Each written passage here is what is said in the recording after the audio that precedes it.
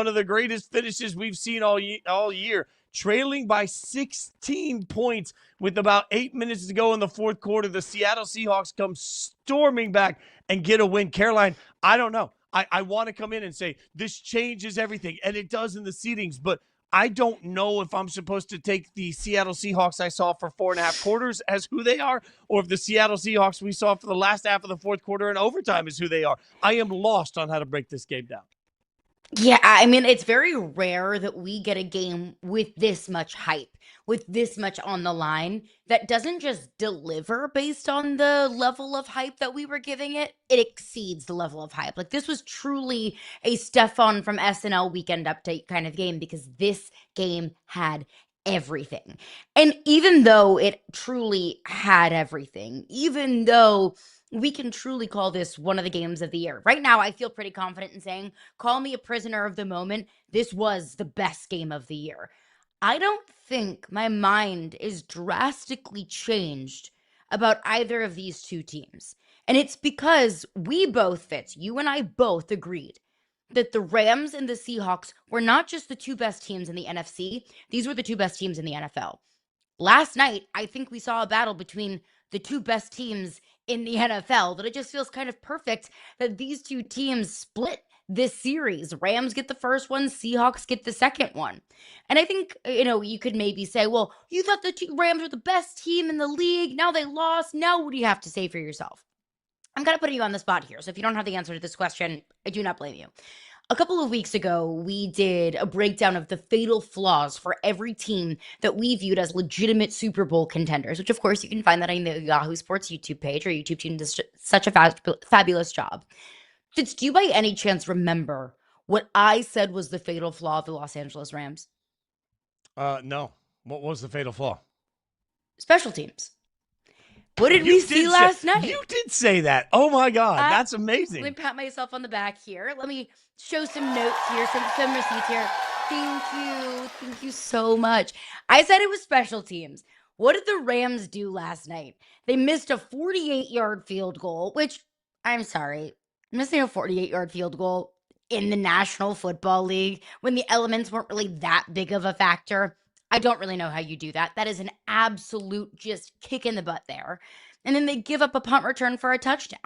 And I kind of made fun of it at the time. I said, look, this is the only weakness that I can find on this team. Like, please don't make this sound like it's just kind of me grasping for straws here. But when we're talking about games of inches, when we're talking about games in the postseason, when the difference is in the margins, special teams can make a big difference. And there are so many different things that you can point to last night as to why the Rams crashed and burned and gave up a double-digit lead, or why the Seahawks were able to come storming back in the second half, the way that the Seahawks adjusted defensively, the way that the Rams could not really run the football in the second half. So many different little bullet points that we can break down today, but when it comes down to it, when I see a missed field goal and a punt return for a touchdown, and it was a difference of 1 point in overtime, that makes the difference. So long story short, I don't feel different about these two teams because I already saw both of these two teams as the two best teams in the National Football League, but teams, albeit,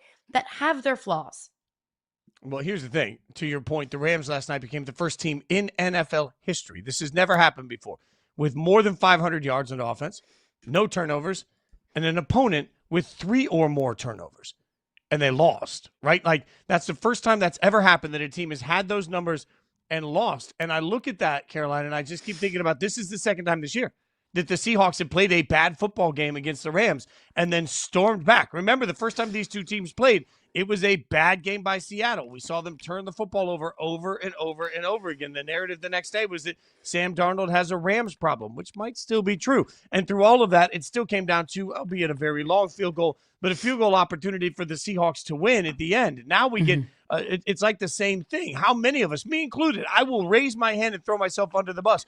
I was texting our group last night saying, oh, tomorrow's going to be a Sam Darnold conversation. And guess what? I didn't mean about the greatness of Sam Darnold. Like through 3.5 quarters, Sam Darnold looked like he was seeing ghosts again. Through 3.5 quarters, Sam Darnold looked like he was personifying every stereotype we have of how he plays the game. He was making all of the little chirps become loud roars last night. And then all of a sudden in the fourth quarter, he goes off for 144 yards and a couple of tutties in the fourth quarter. We've never seen Seattle in their entire team history come back from a 16-point fourth quarter deficit and win.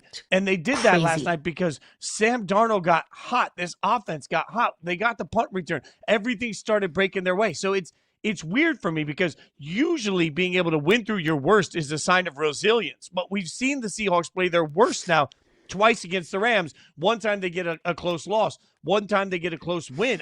What we learned is that the Seahawks can win a game that looks ugly. But we also learned that the Seahawks against the Rams always play an ugly football game. And it's concerning. I can't not make the first 3 quarters concerning if I'm walking into this as a Seahawks fan or as a Seahawks supporter saying that's the best team in the NFC.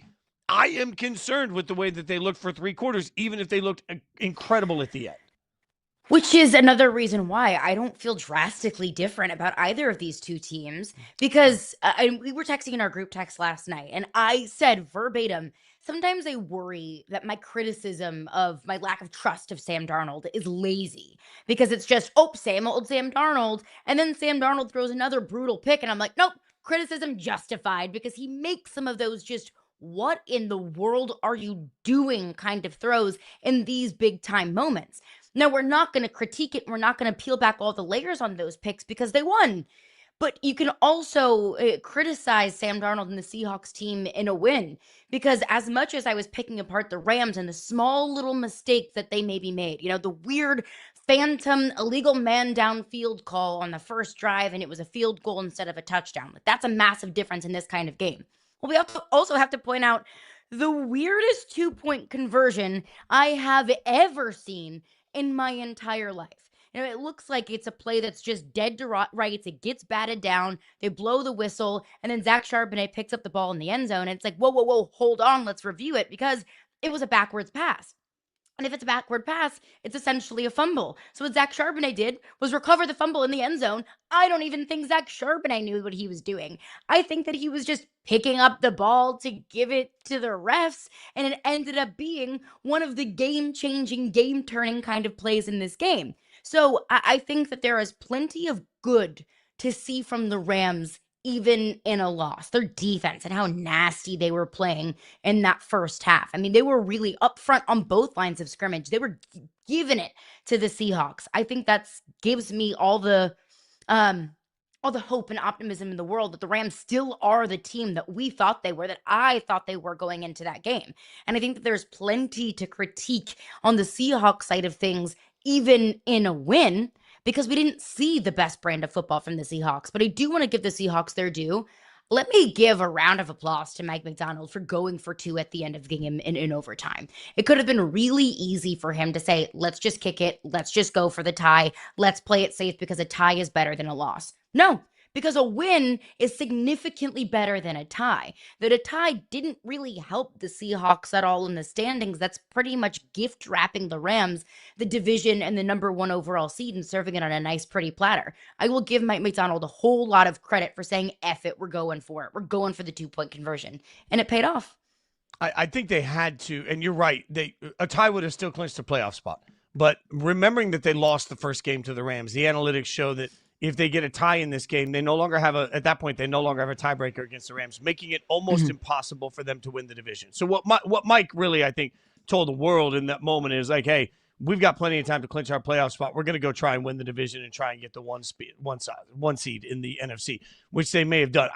I also want to go back to the 2-point conversion you mentioned. They had the tweet up, but I want to pull it up again from Terry McAulay, because this is where NFL fans, we have to acknowledge as fans and as media sometimes, there are times that rules come up that you just don't cover very often, and you need to take the opportunity not to yell, but instead to listen. Because if you actually read what Terry McAulay here explains, you'll understand why it was a perfect call. When a backwards pass is ruled forward and incomplete, replay can reverse it if there's a clear recovery in the immediate continuing action. The recovering team awarded the ball at the spot of recovery. Let me make this perfectly clear. Whether a whistle is blown or not is completely irrelevant. Also, Macaulay in another tweet explained to someone that was tweeting him about it. This was a backwards pass considered a lateral, not a fumble, which is why it is recoverable in the end zone by anybody. So the rules are different. The wild thing is that what we saw last night, there's a rule that literally applies to it. So in a world where we constantly trash everything that officials do, we may not like the rule. We may not have known about the rule. We may not understand the rule, but the refs got the rule right. And as a fan of a team that has had to live through things like the tuck rule that we didn't know existed in that moment, or I remember when a player for the Raiders landed on the ball inbounds and slid out of the back of the end zone because of the water on the field, which at the time was a touchback. They had to go in and change the rules. Sometimes your team is impacted by rules that the whole world doesn't really know about. And that's shame on all of us for immediately hopping on the refs. I've seen social media go off on this over and over and over again like it's some great conspiracy or the refs jobbed a team over. I've even seen, obviously, Puka had a tweet up that was deleted about the officials in this game. The officials got the call right. They got the call right in the moment. The replay got the right. Yeah. We may not know the call, but the call is right. So I want to give the officials a little credit for getting the rules right, even the rules that we don't know about. Yeah, it was weird and funky. And I do always love an opportunity to learn. Because in that moment, I was like, wait, whoa, what's going on? Like at that moment, I was like ready to get up and go refill my water glass because I just figured that it was going to commercial.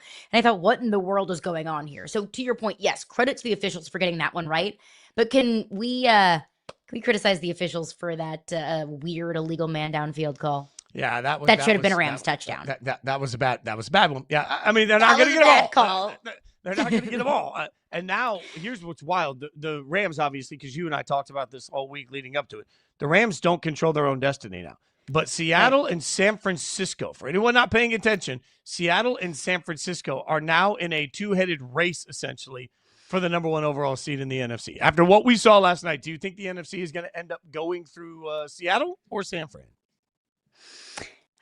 So what is I don't have it up in front of me, so please forgive me on that.